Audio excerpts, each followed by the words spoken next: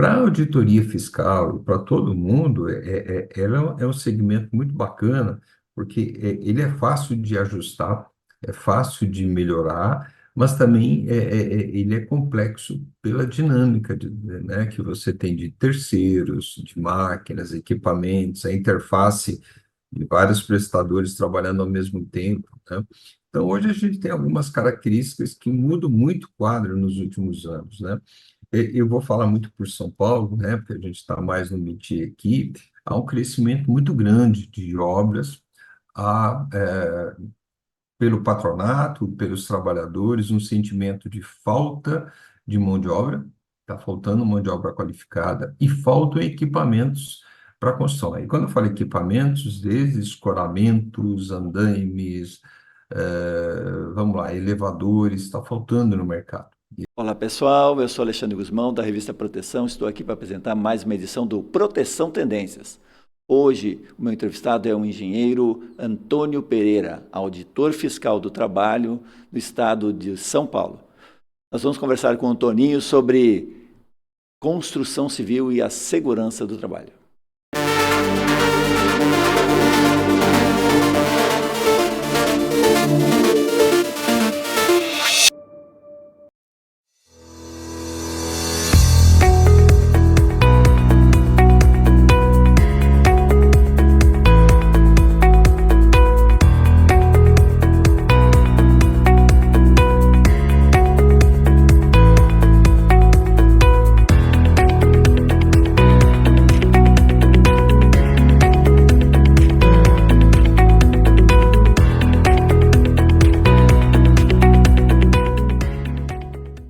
Todo trabalho precisa de segurança.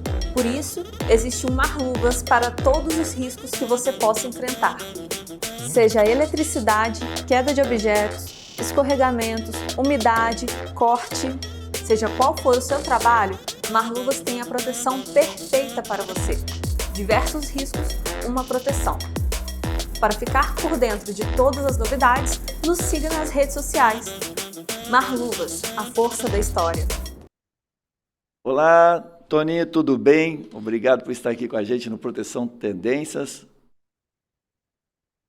Eu que agradeço, né, pela essa parceria já tão antiga com você, né, e fico à disposição para a gente discutir aí o momento atual da SST dentro da indústria da construção, que a gente puder é, pontuar e discutir, eu acho que vai ser bem proveitoso.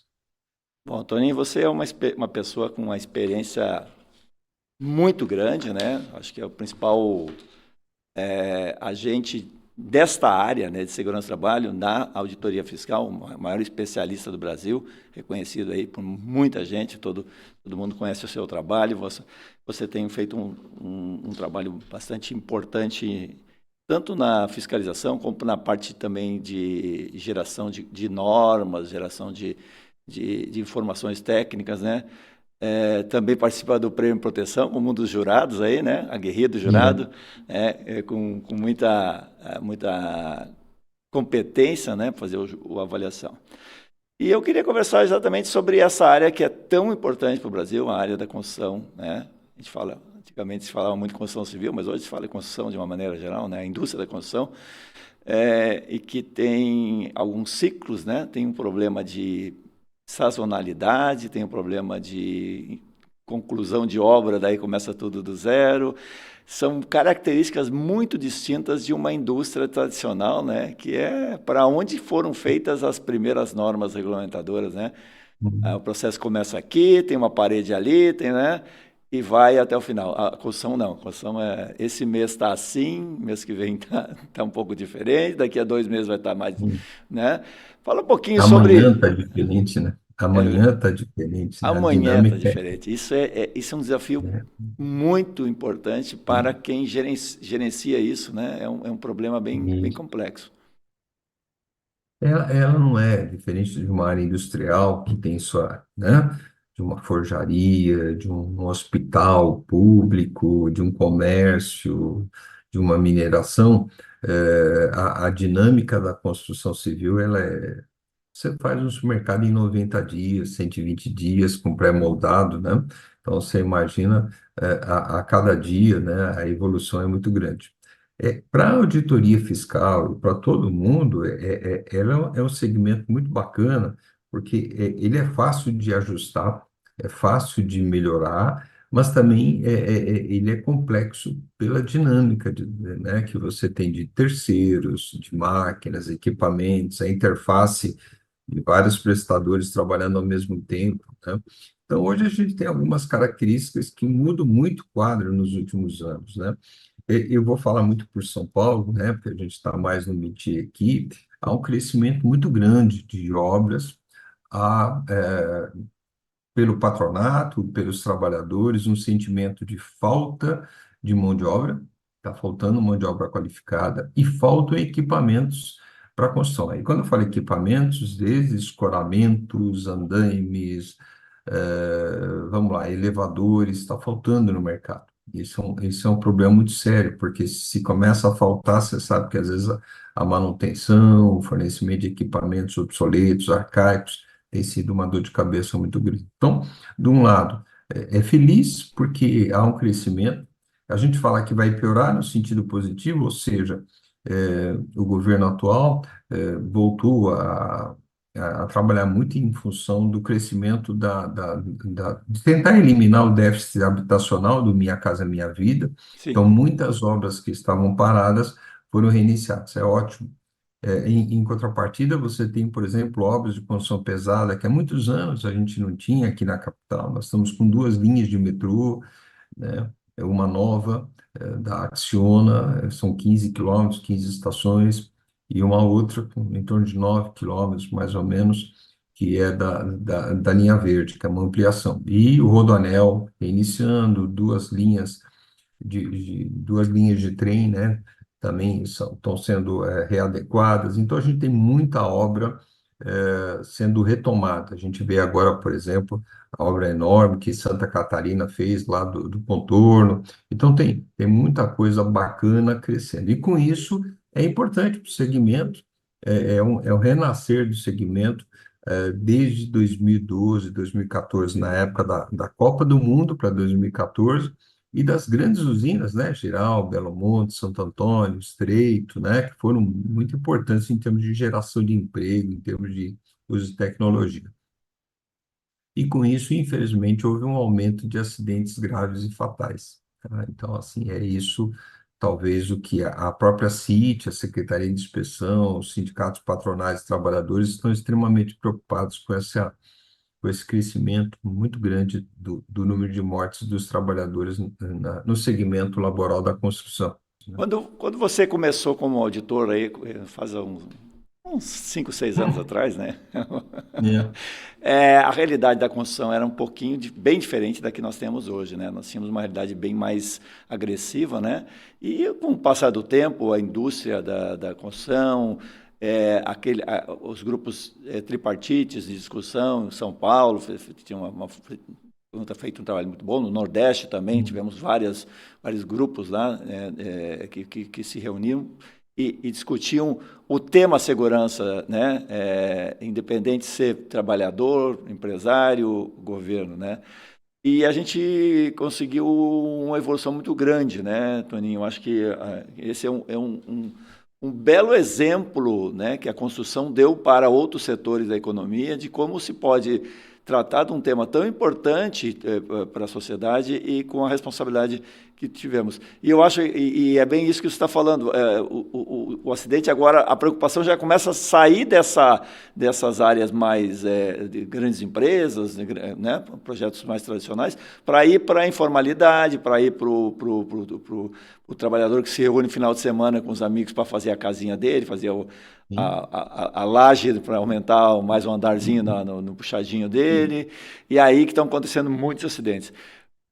Então, essa evolução, eu acho que temos que reconhecer o trabalho aí, tanto de trabalhadores, sindicatos de trabalhadores, tanto dos Sinduscom, do Brasil todo, como o próprio Ministério do Trabalho, que construíram um cenário mais favorável atualmente.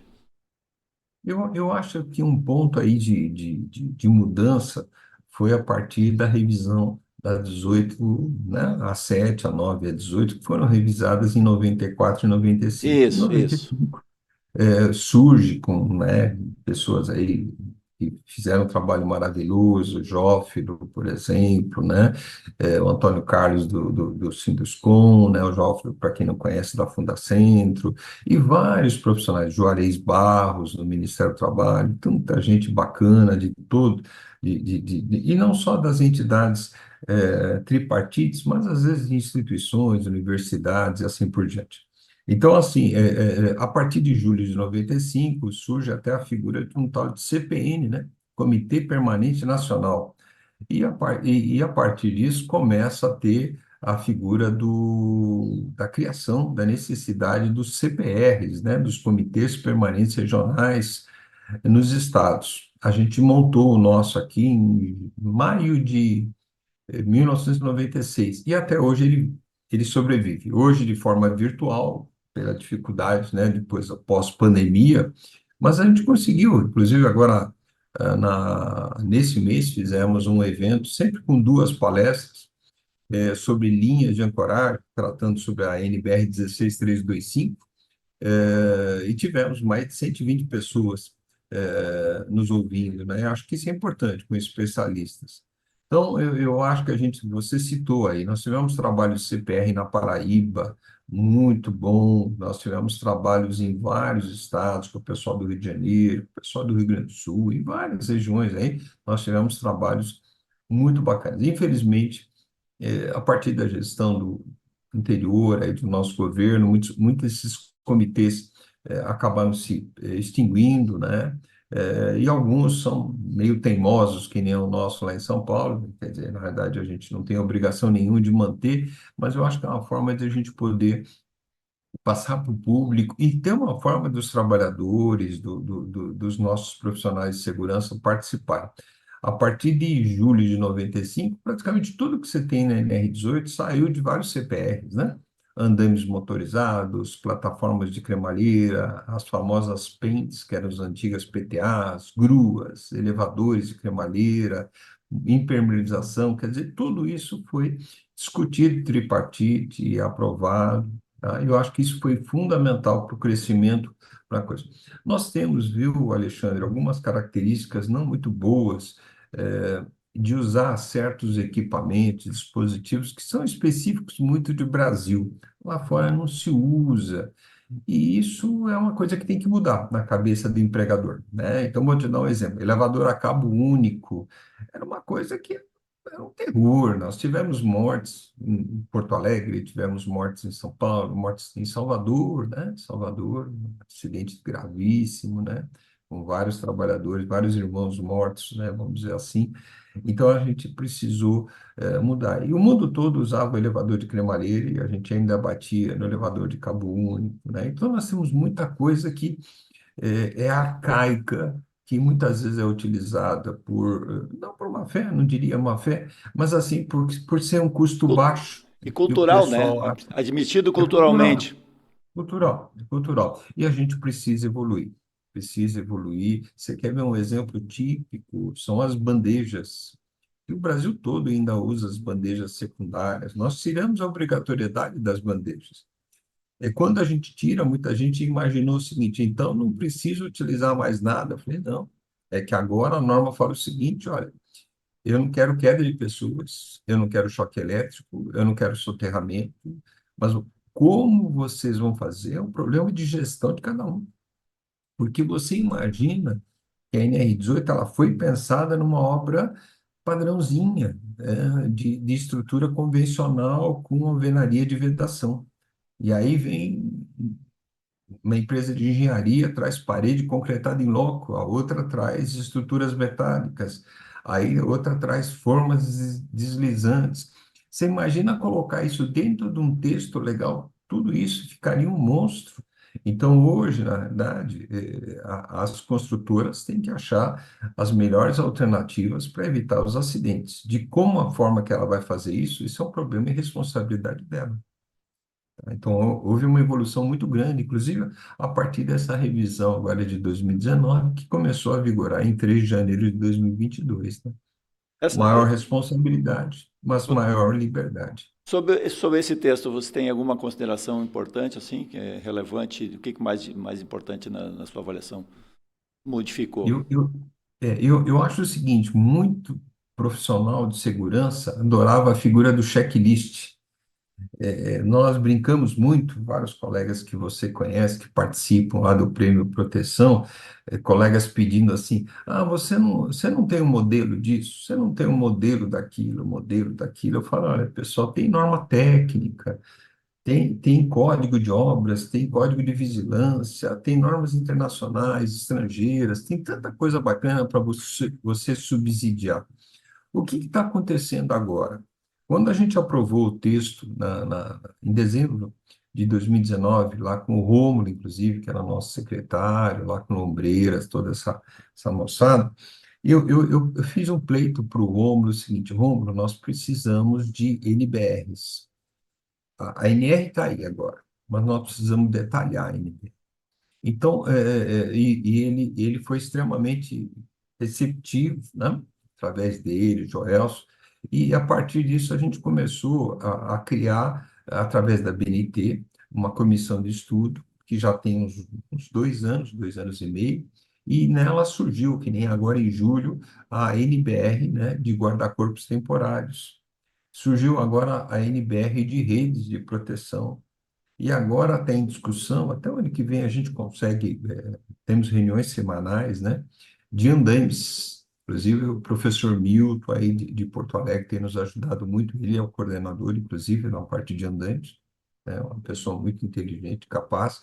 Então a gente tem profissionais do Brasil todo para a redação de andames fachadeiros, andames simplesmente apoiados, né, tubulares, e provavelmente, futuramente, né, dentro desse texto, os andames suspensos, motorizados, tal. Que vira e mexe você vê na revista fotos de andames caindo, de estruturas que não foram bem projetadas ou bem uma manutenção adequada.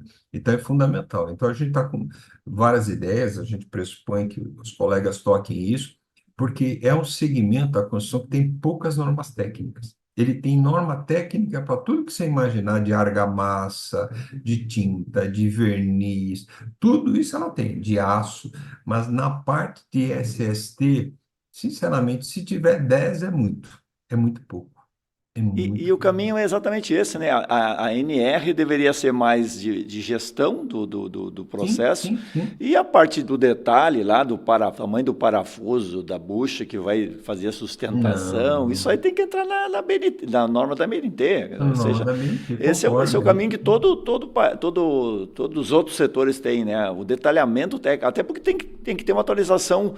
Às vezes, o mercado impõe uma atualização mais rápida, a BNT tem essa característica, né? Porque ela não tem você sabe que revisar uma NR, vamos ser sinceros, tem um cunho político, tem interesses. A norma técnica não. A norma técnica a gente pressupõe não visar isso aí. Tá? Então, por exemplo, na norma de andames, nós temos representantes do patronato, temos Sinduscon, CEPIC, eles estão lá. Mas você vê muita participação de fabricantes, de locadores, de especialistas, né? Do Então tema. é muito bacana, tem projetistas. Então o olhar é um pouco diferente. Ali ninguém está discutindo interesse de político de A, de B, de C, que é natural dentro de uma norma regulamentadora. Sim. Não, ela visa mudar um pouquinho esse olhar. Por exemplo, nós temos uma norma de andames que é de 1990. Ela é muito arcaica e nós usamos no Brasil andames fachadeiros na área industrial, usamos tubo ROR, multidirecional e tudo mais. Se você pegar a nossa norma técnica, não tem uma frase sobre andame fachadeiro. E todo mundo usa. Nós temos andames motorizados no Brasil todo. Não tem uma palavra sobre andame motorizado. O que tem, muito superficialmente, porque não é escopo dela, é dentro da NR18. Então, a gente precisa, muitas vezes, muitos colegas falam assim: olha, tem um profissional legalmente habilitado, tranquilo, sem problema. Agora eu fico tranquilo e eu falo para os empregadores: o fato de você ter um profissional legalmente habilitado, se não tiver um respaldo técnico, uma norma, uma referência, ele está amarrado, ele não consegue te atestar nada. Você consegue fazer isso na parte elétrica, você tem lá NBR, 17018, 5410, 5419, você tem tudo isso na área de segurança que pode ajudar. Mas, por exemplo, nós temos uma série.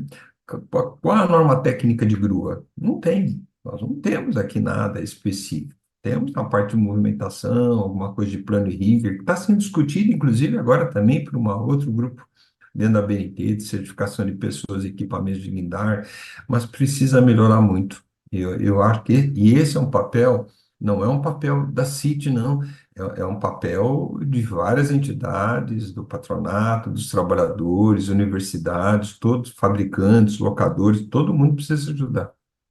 Muito bom.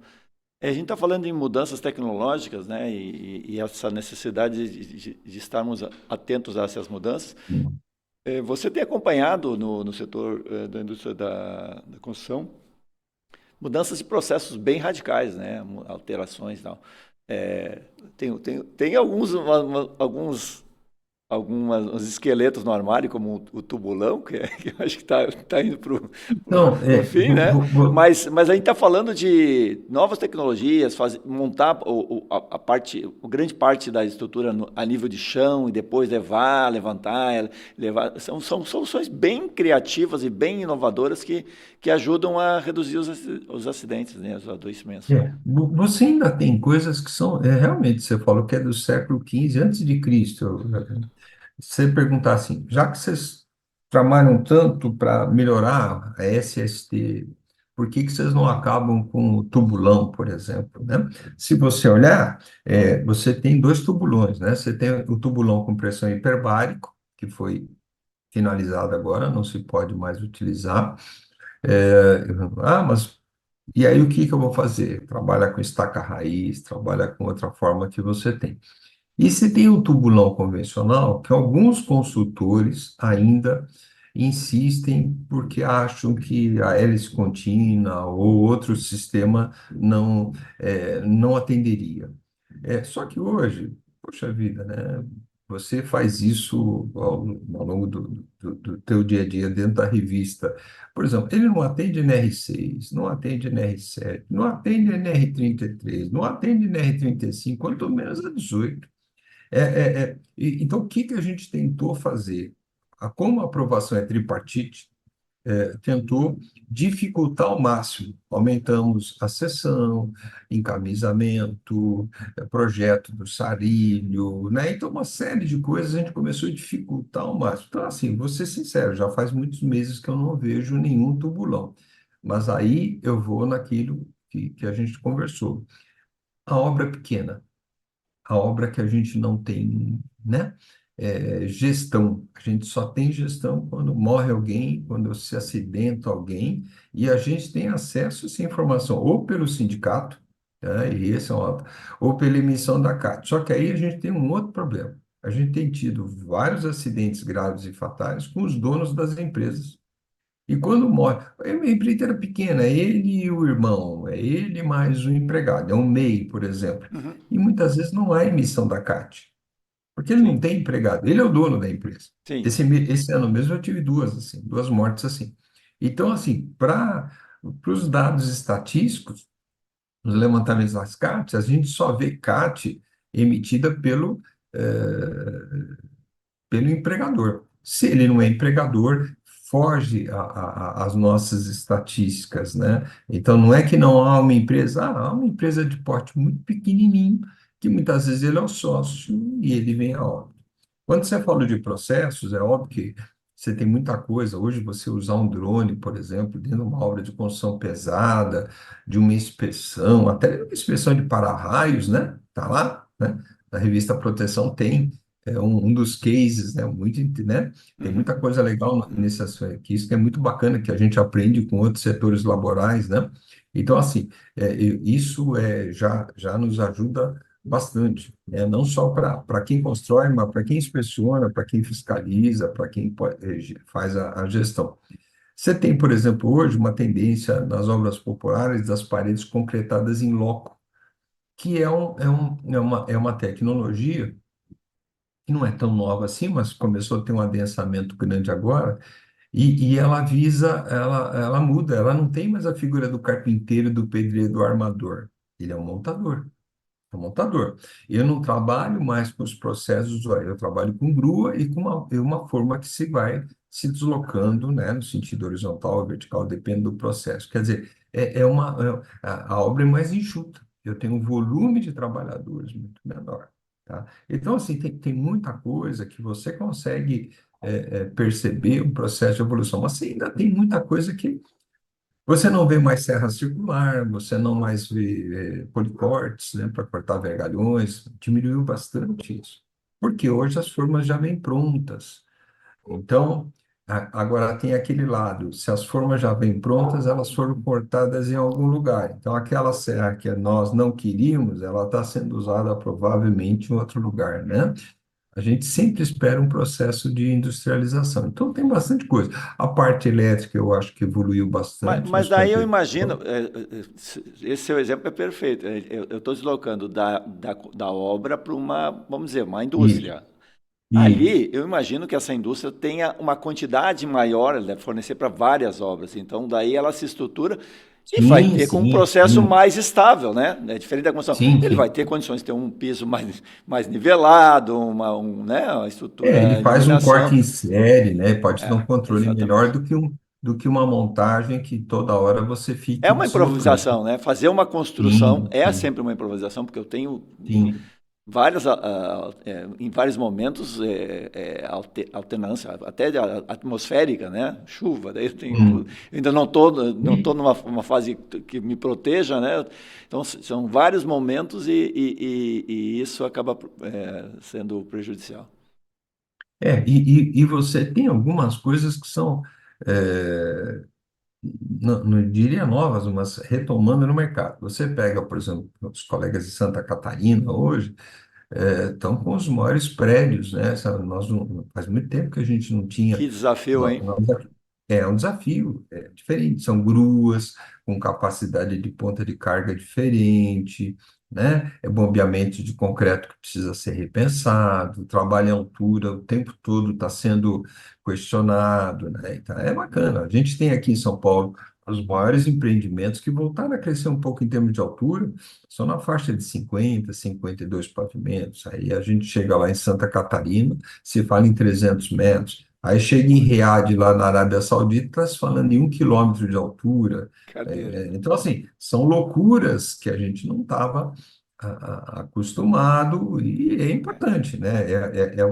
É um olhar diferente que a engenharia, né? E principalmente a engenharia civil vai ter que repensar. Eu como tenho pavor de altura, não consigo nem Ah, mas imaginar beleza. subir num edifício de 100 andares. Mas tudo bem, cada louco com as suas manias. Não, não, normal, faz parte.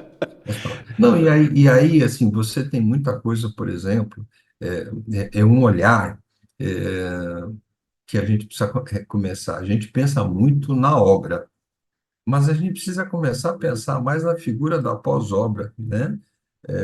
Nós temos vários colegas que são pesquisadores da Fundacentro, de outras entidades, de universidades, né? E fala do ciclo de vida do empreendimento.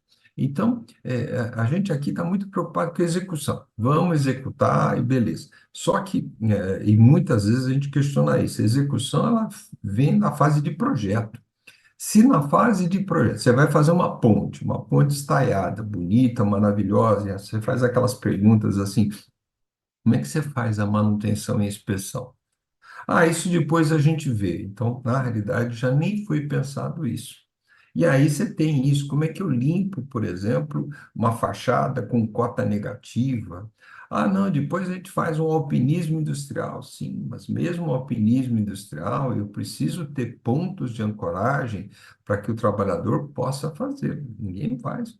É um trabalho, eu lembro bem, um dos trabalhos que você mostrou na revista Proteção, que era, acho que era a cobertura da inauguração, acho que do estádio do Grêmio.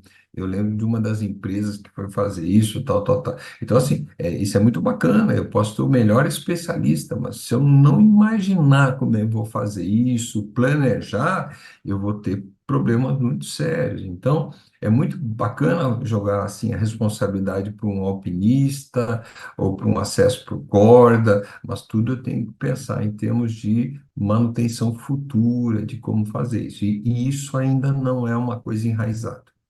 Não é Tem que enraizado. trocar a lâmpada, né, Toninho? Estou falando uma coisa Sim, simples, sim. tem que trocar a lâmpada. Ah, mas são uns 32 metros o vão. Ah, que legal, a arquitetura é maravilhoso, mas tem que trocar a lâmpada. E tem que passar de vez em quando uma tinta, tem que fazer uma correção, tem que trocar um cabo de energia, é fundamental isso. E depois É, também, o Jófilo fala muito disso, né? E o pós-obra, né? O desmonte eu depois, posso né? andar. Porque É. em algum momento vai ser desmontado, né? É. Portugal tem uma coisa muito interessante, né?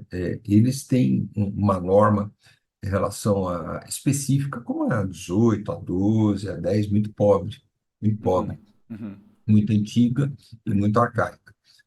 Eles, eh, se você pega a nossa 18, a nossa 12, nossa 10, nossa 22, é um outro mundo, né, em relação a eles. Em contrapartida, eles têm um olhar em termos de gerenciamento diferente. Então, por exemplo, eles têm lá o PGR deles, não é o PGR da obra. Eles têm dois PGRs. Eles têm o PGR na fase de projeto. Eles têm uma preocupação com o projeto muito grande que nós não temos.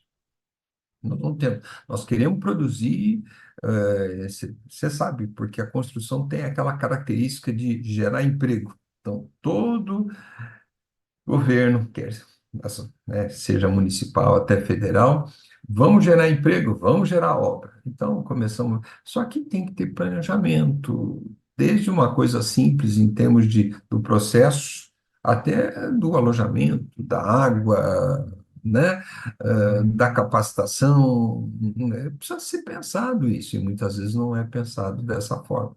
Tá? Então, é uma coisa que a gente precisa repensar e tem estudos da NIOSH e tudo mais, que é muito legal, que ele fala assim, quanto mais cedo você pensar em segurança, na fase de projeto, teu ganho é muito maior.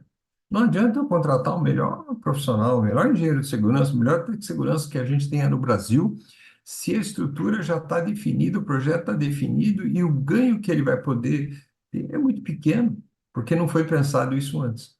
Tá? Então a gente vê isso em pontes, em viadutos, em estruturas muito bonitas. Tem um aprendizado muito bacana, Alexandre, quando a gente teve aqui dois engenheiros de segurança que vieram no Sinduscom de São Paulo e vieram na Fundacentro, em dois momentos diferentes, para falar um pouquinho para nós das Olimpíadas de Londres. E eu lembro que um deles falou o seguinte: quantas mortes vocês acham que nós tivemos nas Olimpíadas de Londres? Eu falei, nenhuma. É óbvio que nós, primeira coisa que a gente vai falar, não, mas aí é europeu, é outro mundo. E ele fez um comparativo com a Grécia, logo depois, com a China, e depois com o Brasil, que o Brasil estava na fase de construção, né, para 2016, isso foi em 2014, né? E ele compara, ele falou, nós tivemos zero, mas sabe por quê? Porque nós tivemos 2 anos de planejamento. Porque você poderia pensar, mas a Grécia é europeia, sim. Eles tiveram, acho que 10 mortes na época, o número era mais ou menos esse. A China teve 15. Se tem uma coisa que não falta na China é dinheiro. Então, então, o problema não era recurso. E ele explicou, era uma época de crise muito grande na Inglaterra, falta de profissionais, só que eles tiveram 2 anos para planejar. E é isso que a gente não consegue ter na nossa área, né? Então, obra libera recursos, você sabe que nós estamos numa fase de processo eleitoral, né? Então, é aquela, todo mundo quer Tem que ser inaugurar, rapidinho, né? Tem que ser rapidinho, tem que gastar o tem dinheiro que, rapidinho. é, isso, e isso envolve, nós temos daqui a 2 anos um outro processo eleitoral mais amplo, né? E eu acho que essa é uma coisa que acho que, de forma geral, a sociedade precisa repensar, né? Eu acho que um melhor planejamento ajudaria muito para a gente evitar acidentes graves e fatais em termos de gestão e gerenciamento do canteiro de obras, né? Isso vale para todas as áreas, mas a Claro, construção é mais sensível, é mais sensível, né? Bem mais sensível. mais sensível. Outra área que a construção é muito sensível é em relação à rotatividade de mão de obra, né?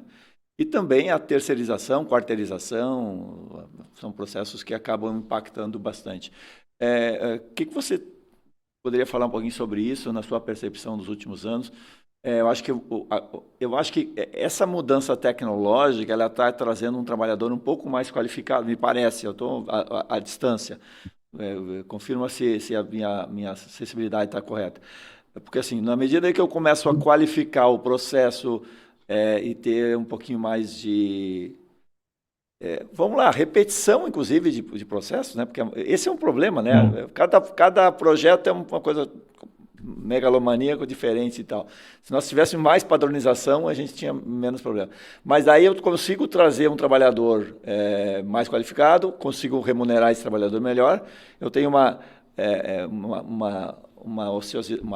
falta de rotatividade menor, e Hum. também outro problema é que é a terceirização e a quarteirização, né? Porque daí se eu não tenho um processo bem feito, acabo empurrando o risco para uma outra empresa e essa outra empresa não trata tão bem.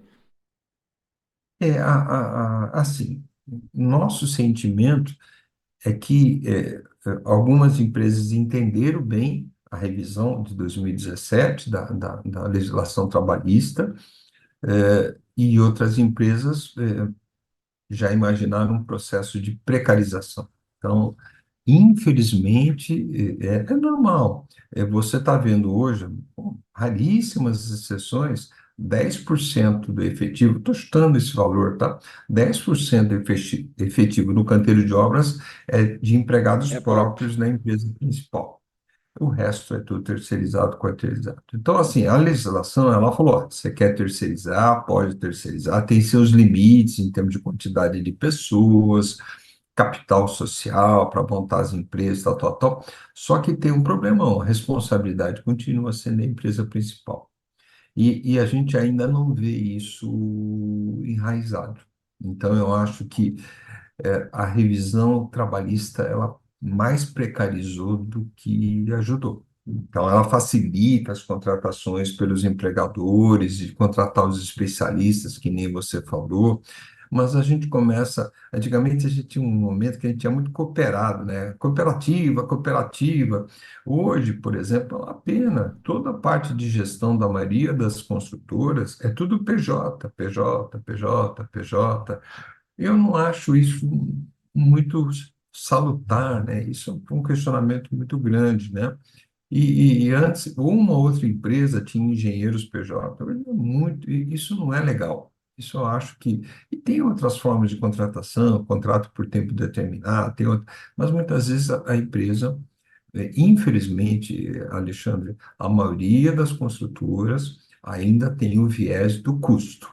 É custo, é custo, é custo, e não se discute. Isso vale para uma contratação de terceiros, que é um problema sério, isso vale na contratação dos PJs, isso vale para uma série de escolhas de parceiros em termos de equipamentos. E a mentalidade, Alexandre, devia ser custo-benefício. Na realidade, assim, eu preciso agregar valor ao meu empreendimento de uma obra mais limpa, organizada, e uma obra que eu consiga ter produtividade, mas com pessoas, com trabalhadores bem alimentados, com segurança, e uma obra que possa compartilhar, né, com a sociedade. Não é isso que a gente vê. A gente ainda vê muita precarização. Tá? A gente vê discursos muito bonitos, mas você chega às vezes no canteiro, não se tem um refeitório adequado, não se tem um banheiro. Eu não estou falando de grua, de elevador, de processo, de organização. É muito comum, obras grandes. Cadê o técnico de segurança? A gente faz até essa brincadeira. Cadê o técnico? Ah, ele estava aqui ontem. Ele nunca está lá. Não é culpa dele, é porque ele atende N canteiros. Então, a terceirização, a carteirização, é muito comum. Você pegar uma obra com 200 trabalhadores, tem cinco ou seis da empresa principal, são terceiros. E nesses terceiros, o profissional de segurança fica correndo em N obras para poder dar algum subsídio, algum controle, alguma capacitação. Você concorda que é muito pobre quanto a isso? É diferente de uma área industrial, onde você vai trabalhar dentro de uma Vale, de uma Petrobras, no próprio contrato ele exige, ó, a partir de X trabalhadores, ou de acordo com a atividade, eu quero Tech Segurança full time aqui, senão eu saio do serviço. Na construção, a gente não tem essa cultura. A gente não. E quando eu falo construção, construção que eu diria leve, porque a construção pesada, os grandes consórcios, você percebe que os empregadores, né, É os diferente. consórcios, eles são exigentes. Então, eles querem profissionais de segurança, eles querem fixo, eles querem uma série de regramentos que a gente gostaria que isso no futuro fosse é, vamos assim, fosse um regramento normal da construção leve. E às vezes eu vou te dar um exemplo que a gente não consegue, daqui a pouco a gente aposenta tal, depois desses 3, 4 anos que você falou de ministério, que nem você comentou. Exemplo, ó, alimentação. A gente não consegue aqui em São Paulo. Olha, então, nós temos aqui centenas e centenas de obras. Nunca vi tanta obra na minha vida, nunca passei por isso nesses 40 anos de Ministério do Trabalho, nunca vi tanto canteiro de obra. É um negócio assim absurdo. Regiões assim com adensamento de obras grandes, não são obras pequenas, não. E a gente não consegue dar uma alimentação para o trabalhador. Na construção pesada, até por ter uma cultura diferente, em outros estados, que nem o Rio de Janeiro, por exemplo, a partir de X trabalhadores a comida tem que ser pronta. E aqui ainda é o papel da marmita, da marmita. Até porque tanto os sindicatos patronais dos trabalhadores acham que, não sei, não conseguem chegar a um acordo, não conseguem. E isso é uma coisa de acordo coletivo, né? Tá? Então, assim, um trabalhador bem alimentado, puxa vida, E o ganha muito trabalhador mais. da construção precisa estar bem alimentado, porque ele tem uma atividade Precisa, muita muito intensa proteína. de consumo calórico, né? Precisa ter uma boa Não, alimentação. É fundamental. não, e não tem, não tem, não se consegue, não se consegue. Tem-se algumas experiências interessantes, que nem algumas empresas adotaram o café da tarde, que a gente chama aqui, é uma empresa que monta uma estrutura nas obras que quiserem, tem de manhã e de tarde, então você tem o café da manhã e o café da tarde, ele fica lá com o sistema congeladinho, bonitinho, mas depois isso é aquecido, então você tem tanto de manhã como à tarde, uma empresa, não é fornecimento, não, é uma estrutura interna, porque eles já são obrigados a fornecer café da manhã e café da tarde, mas isso tinha um problema de logística, deslocamento, o pão, às vezes vinha amanhã assim. Então, o que que eles montaram? Montaram uma padaria na obra, o projeto chama Padaria na Obra. Então, você tem o café de manhã quentinho, com fruta, isso está no acordo coletivo, normal. E à tarde você tem a mesma coisa com essa padaria na obra. São empresas especializadas que as construtoras estão contratando para ter. Então você vê, isso não isso é um ganho, é uma coisa simples, pode ser simples. Já que o piso da categoria é o mesmo para todo mundo, se o trabalhador tiver um pouquinho mais de benefício, É um atrativo, né? é um atrativo, ele não vai mudar, né? Porque hoje falta mão de obra qualificada. Então, um carinho especial, uma boa alimentação, um bom vestiário, mas isso ainda é uma coisa que. E eu já te falo, na montagem industrial e na construção pesada você consegue ter, mas nas obras residenciais comerciais ainda precisamos evoluir muito quanto a isso. Toninho, para encerrar, eu queria que você fizesse uma projeção do que você imagina do que vem pela frente aí nos próximos anos na construção, tendências importantes aí de modificações, tanto na questão da segurança, quanto na parte também de processos de construção, né? Hum. Evoluções que venham a acontecer. Eu sinto hoje uma dificuldade muito grande, e eu acho que tem muitas entidades aí que precisariam começar a fazer um trabalho mais amplo. Resgatar uma palavra chamada engenharia, e volto a falar. Então, a gente vê, às vezes, no processo industrial, muita evolução. Eu vejo pelos cases que você nos mostra, principalmente no setor de mineração, você vê um crescimento muito bacana na área hospitalar, um outro olhar, a indústria que está dentro de um hospital hoje, você começa a ter um grau de preocupação, um grau de maturidade e tal. E você percebe que poucas construtoras se candidatam ao prêmio. Eu vejo aqui pelo Prêmio Secôncio uma dificuldade muito grande aqui em São Paulo, é um trabalho muito bonito que o pessoal faz aqui do patronato, do Secôncio, uma dificuldade muito grande de evolução. Eu acho que a gente fala em BIM e fala em um monte de tecnologias novas, mas a gente falta resgatar. Então, a gente tem equipamentos muito antigos, muito velhos. As nossas máquinas, Alexandre, de fundação são da década de 50 e 60, na sua maioria. Nossa. Então, assim, guindastes, batistacas, nós temos equipamentos mais modernos, temos, tá? Tem as máquinas tuneladoras que estão aí nas linhas do metrô, nós temos muito equipamento, né? Mas isso não é a nossa realidade. Então, por exemplo, uma briga que a gente está tendo, Alexandre, que eu acho que é importante depois até você fazer uma boa reportagem dentro da revista, é, por exemplo, o cabinamento das máquinas, o enclausuramento das máquinas que estão com prazo já terminando, tá? Então, todas as máquinas do Brasil de linha amarela, retroescavadeiras, dampers, rolos compactadores e tudo mais, todas terão que ser cabinadas, enclausuradas e climatizadas. Isso vale para as gruas, já deu prazo de 2 anos, e vale para as máquinas novas, já terminando agora em janeiro de 2025, e daqui a 2 anos e meio, que é rapidinho, rapidinho, todas as máquinas do Brasil de movimentação de terra. E aí a discussão é como fazer isso para, por exemplo, motoniveladoras, fresadoras de asfalto, que são máquinas, você imagina uma fresadora, né? Um calor insuportável, né? O frio. Imagina agora no Rio Grande do Sul, um frio e você com o trabalhador em cima do hidrocarboneto ali, né, do asfalto, né? Aquela geração de, de, de- de agentes extremamente nocivos e o trabalhador sem proteção nenhuma.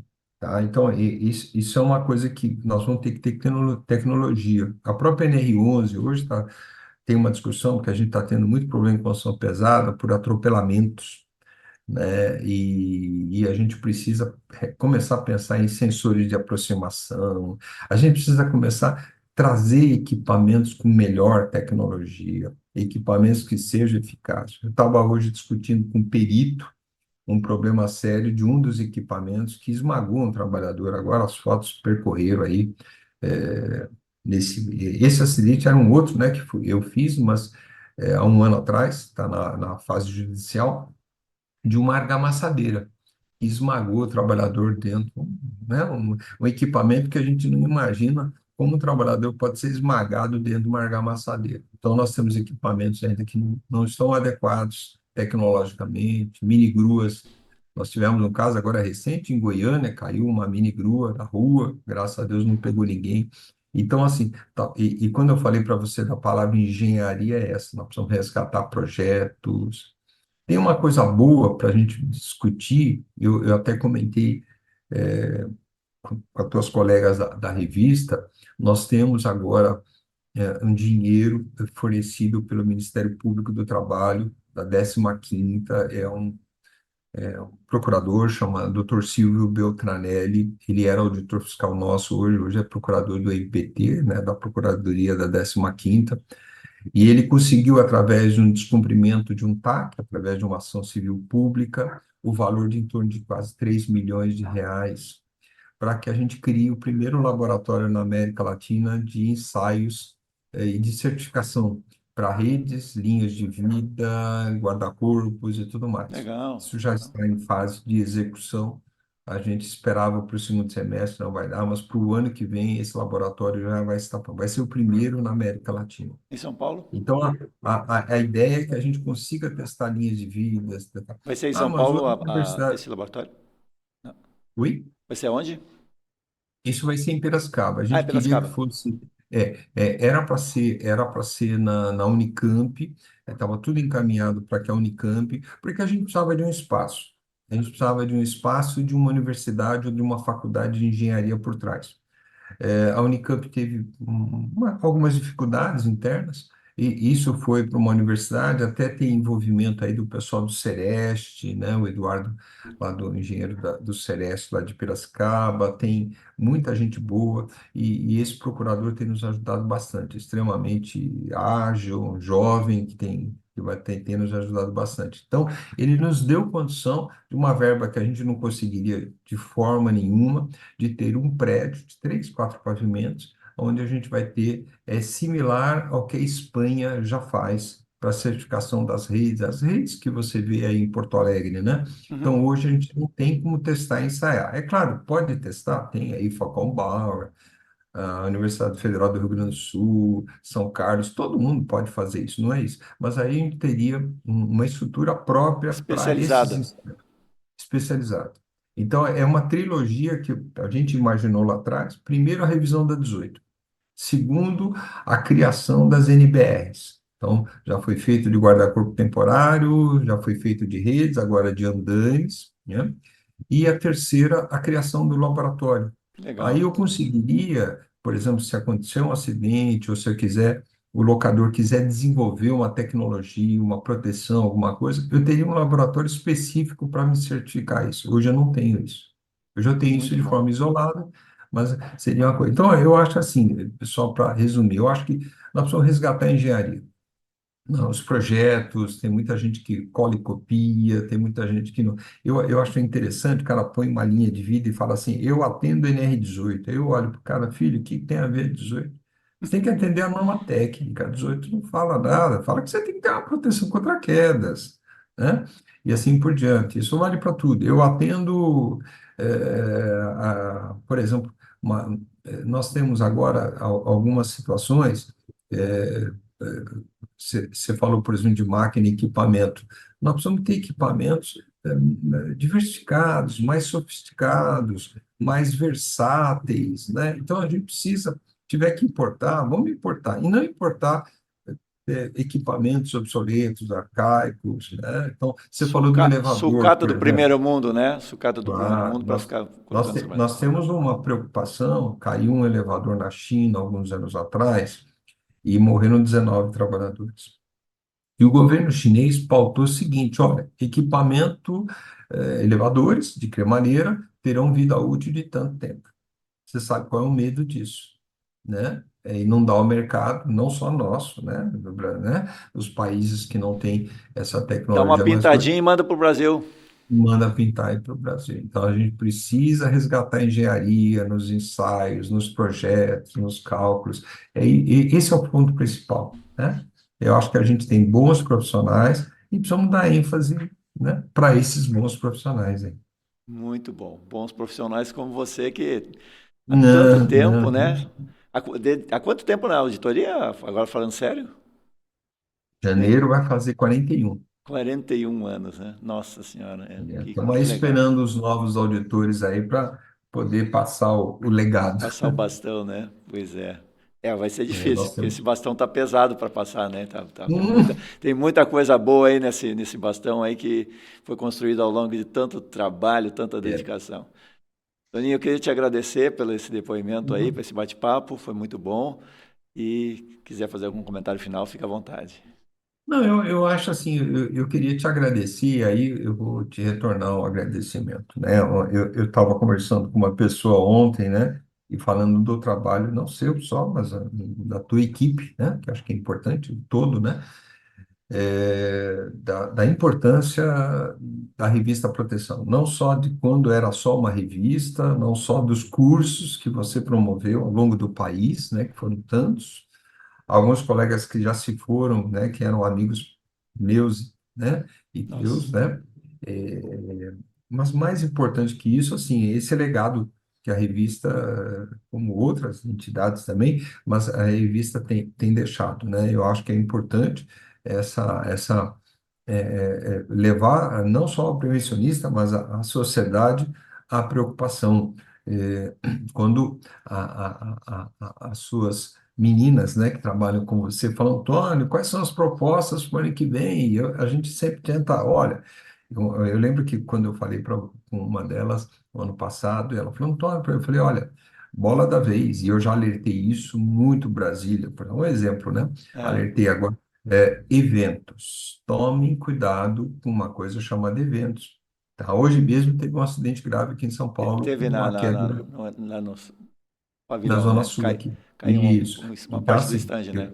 Foi bem isso, feio. eu conversei com a Viviane, que é assessora na CIT, Viviane Forte, que é colega nossa, mas é assessora do secretário. Eu falei, Vivi, para o ano que vem, com esse pessoal entrando, nós vamos repensar eventos, porque evento se construção civil é complexo, É, evento é pior. modifica mais rápido ainda, né? O processo, né? Muito mais rápido. É, Você monta uma feira em 3 dias, é. desmonta em 2, e na dinâmica de escadas, de andames, de guindastes, de pentes, muito complexa. E construção, você ainda, pelo menos nesse nível médio e da construção pesada, você sabe quem são as empresas, tem CNPJ e tudo mais. Eventos não. Eventos, você tem muita gente envolvida com N CNPJs, a maioria totalmente sem vínculos, sem uma gestão unificada aí. Então, é um olhar. Então, você vê, a gente falava na área industrial, falava em comércio, falava em agricultura, começou a se falar mais em hospital e evento. Evento cada vez é uma tendência, um Detal, um Rock in Rio, por exemplo, que está sendo montado agora, um Lollapalooza, são grandes eventos de milhares de pessoas. E nós temos shows, eventos, né, do Sul até o Amapá, toda semana temos Sim, grandes sim, eventos, sim, sim. né? Então, e aí tem carnaval, você tem festas, São João no né? São Nordeste, João, nossa, são festas Parintins lá riquíssimas. no Amazonas, né? Nossa, então você vê, são olhares que talvez até alguns anos atrás, a área portuária, então você tem muita coisa e por isso que a revista Proteção ela é fundamental para poder atualizar as pessoas, atualizar o mercado e uma coisa que é importante, o prêmio Proteção que eu acho fantástico, porque você valoriza e aí é um apelo para quem está nos ouvindo, vendo futuramente também, a construção precisa participar mais. Eu tenho brigado muito para o pessoal, participa, não morde, não tem importância, ganhar ou perder, não tem problema, mas participe. Eu sinto um pouco falta disso, de ter construtoras com boas práticas, tentando, não é disputar o prêmio, mas pelo menos participar. Vamos ver se a gente consegue isso ao longo dos próximos anos. Isso aí, isso aí. Bom, queria te agradecer mais uma vez. Foi muito agradável conversar contigo e, e te agradecer por esse trabalho que você faz aí ao longo dos anos, esse grande especialista. A gente então conversou com o meu amigo Antônio Pereira, Toninho, engenheiro metalurgista e de segurança do trabalho. Na semana que vem a gente volta com mais um Proteção Tendência. Até lá, pessoal. Tchau, tchau.